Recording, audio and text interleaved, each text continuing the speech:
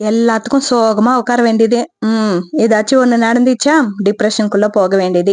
இந்த மாதிரி கேரக்டர் தானே நீங்களும்? அப்பன்னா இந்த வீடியோ உங்களுக்காக மட்டும்தான். வீடியோ ஃபுல்லா பார்த்துட்டு வீடியோ எப்படி இருக்கு அப்படின்ட்டு கண்டிப்பா கமெண்ட்ல சொல்லுங்க. மென்டலி ஸ்ட்ராங் ஆகணும் அப்படின்னு நினைச்சீங்கன்னா கண்டிப்பா இந்த வீடியோ பாருங்க. நீங்க பிசிக்கலா எவ்வளோ பெரிய ஆளா இருந்தாலும் மென்டலி ரொம்ப வீக்கா இருப்பீங்க. ஸோ மென்டலி ஸ்ட்ராங்கா மாறுறதுக்கு டிப்ஸ் இருக்கும். அதே விதமா மென்டலி ஸ்ட்ராங்கா இருக்கிறீங்களா இல்லையான்னு செக் பண்றதுக்கும் இந்த வீடியோ உங்களுக்கு யூஸ்ஃபுல்லா இருக்கும். ஸோ வீடியோவை ஸ்கிப் பண்ணாம கடைசி வரை பார்த்துடுங்க. இன்னும் லேட் பண்ணாம வீடியோக்குள்ள போயிடலாம்.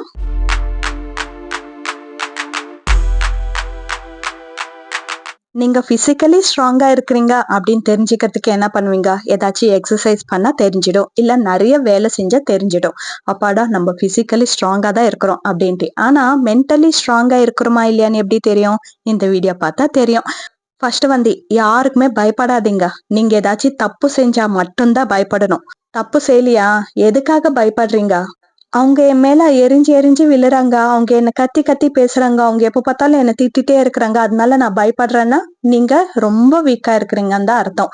அவங்க திட்டுறாங்க, கத்தி கத்தி பேசுறாங்கன்னா, அது அவங்களோட வீக்னஸ். அது நீங்க உங்களோட வீக்னஸா மாத்திக்காதீங்க.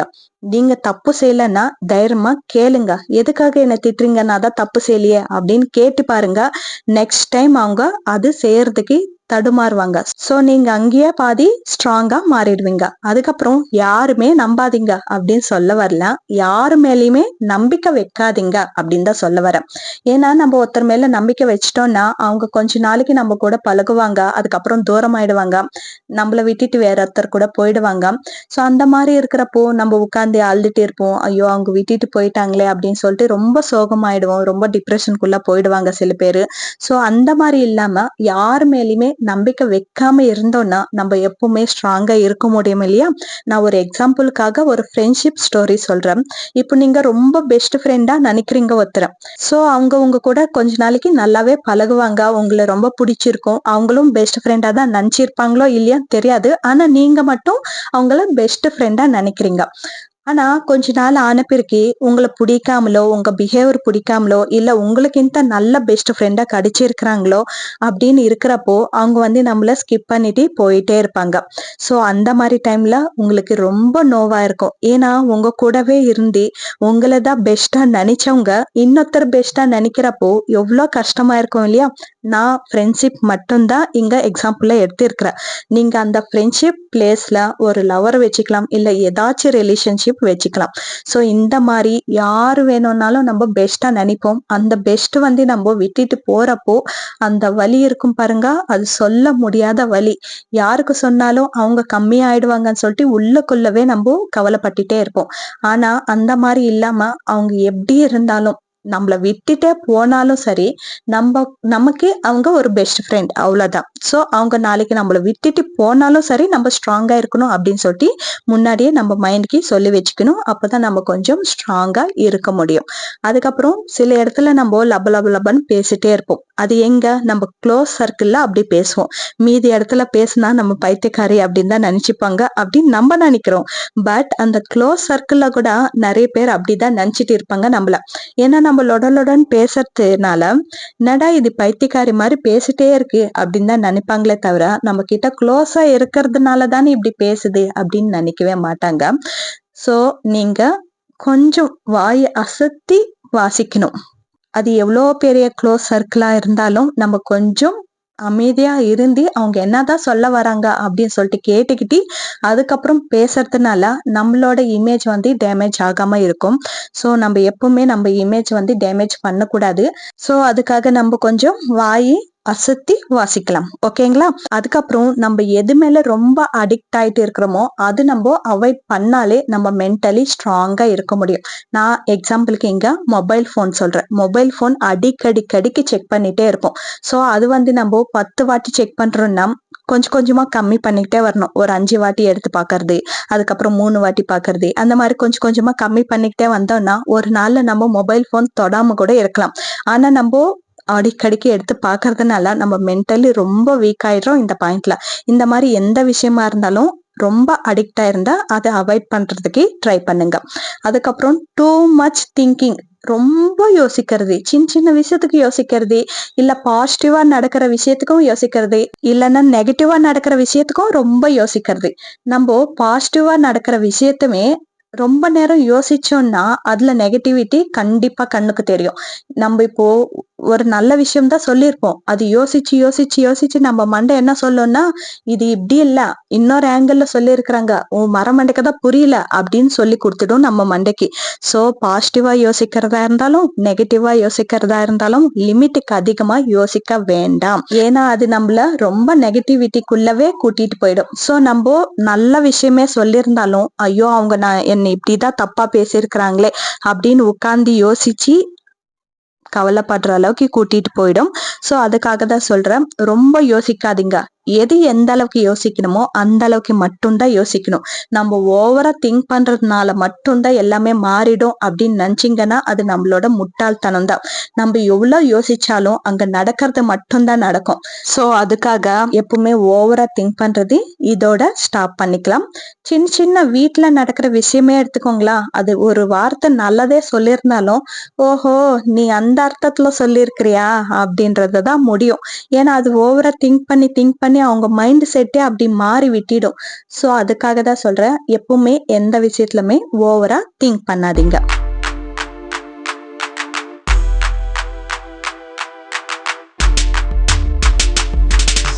சின்ன சின்ன விஷயத்துக்கெல்லாம் கவலைப்படுறது. அம்மா திட்டுறாங்க, அப்பா திட்டுறாங்க, ஸ்கூல்ல டீச்சர் திட்டுறாங்க, காலேஜ்ல லெக்சரர் திட்டுறாங்க, இந்த மாதிரி சின்ன சின்ன விஷயத்துக்கெல்லாம் கவலைப்படுறது. அவங்க எதுக்காக திட்டுறாங்க? நீங்க ஏதாச்சும் தப்பு செஞ்சா மட்டும் தானே திட்டுவாங்க.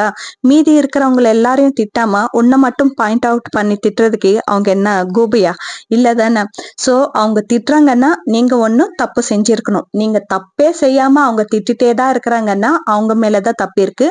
சோ நீங்க தாராளமா வாய் விட்டு கொஞ்சம் ஸ்ட்ராங் ஆயிட்டு, எதுக்காக நீங்க என்ன திட்டுறீங்க அப்படின்னு சொல்லிட்டு ஒரு வார்த்தை கேட்டு பாருங்க.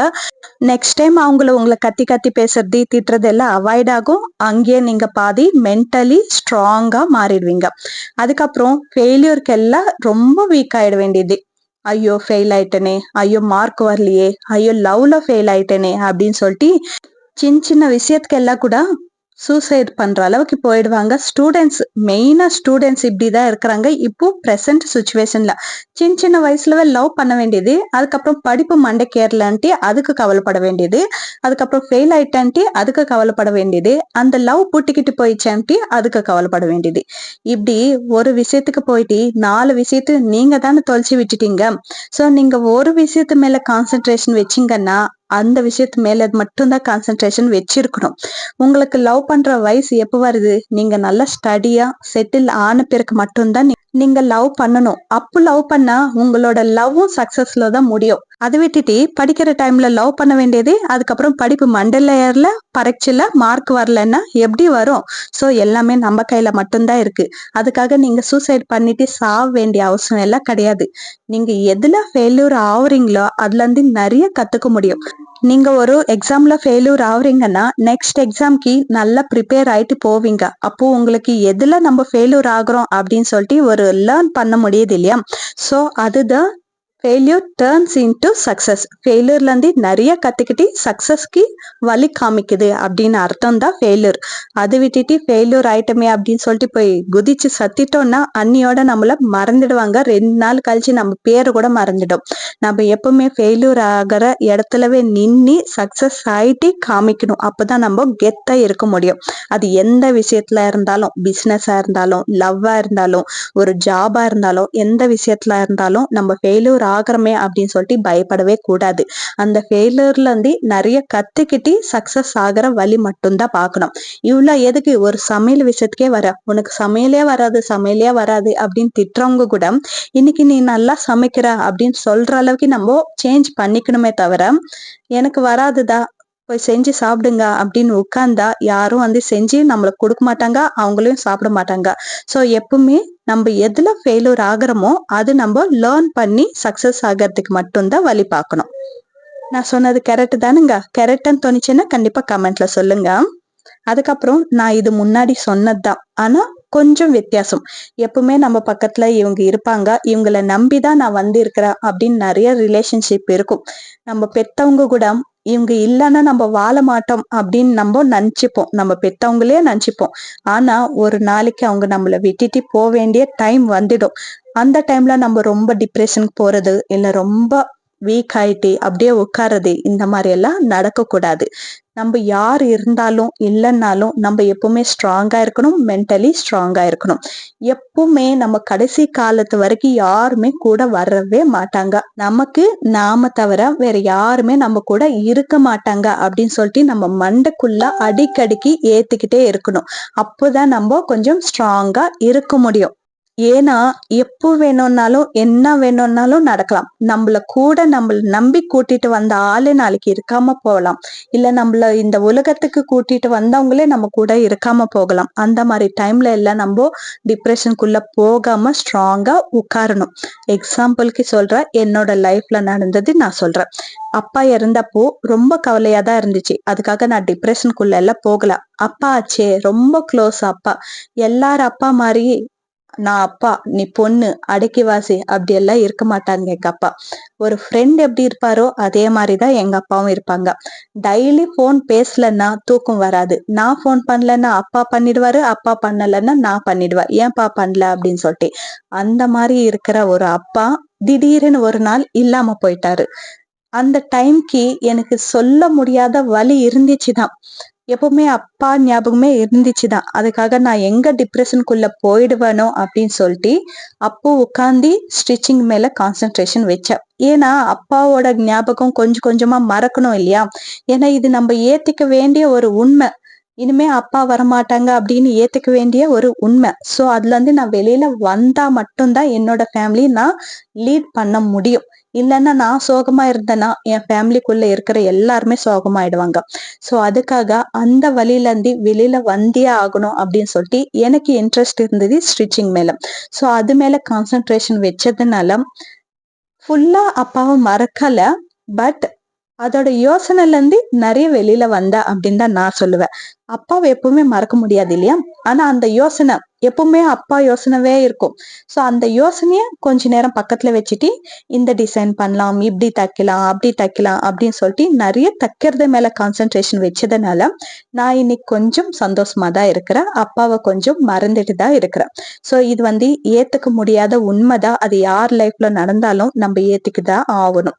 சோ இந்த மாதிரி யாருமே நம்ம கூட வரவே மாட்டாங்க. நம்ம லைஃப் நம்ம மட்டும்தான் பாத்துக்கணும். சோ எப்பவுமே மென்டலி அண்ட் பிசிக்கலி ஸ்ட்ராங்கா இருக்கிறதுக்கு மட்டுமே பாருங்க. அவ்வளவுதான். ஐ ஹோப் இந்த வீடியோ உங்களுக்கு பிடிச்சிருக்கு அப்படின்னு தான் நான் நம்புறேன். பிடிச்சிருந்தா ப்ளீஸ் மறக்காம லைக் அண்ட் சப்ஸ்கிரைப் பண்ணிக்கோங்க. இந்த வீடியோ யாருக்கு யூஸ் ஆகுமோ அவங்களுக்கு ஷேர் பண்ணி விட்டுடுங்க. இந்த வீடியோல நான் ஏதாச்சும் தப்பு செஞ்சிருந்தா மன்னிச்சுக்கோங்க. இது வரைக்கும் பொறுமையா பார்த்தா எல்லாருக்குமே ரொம்ப நன்றி. பாய்.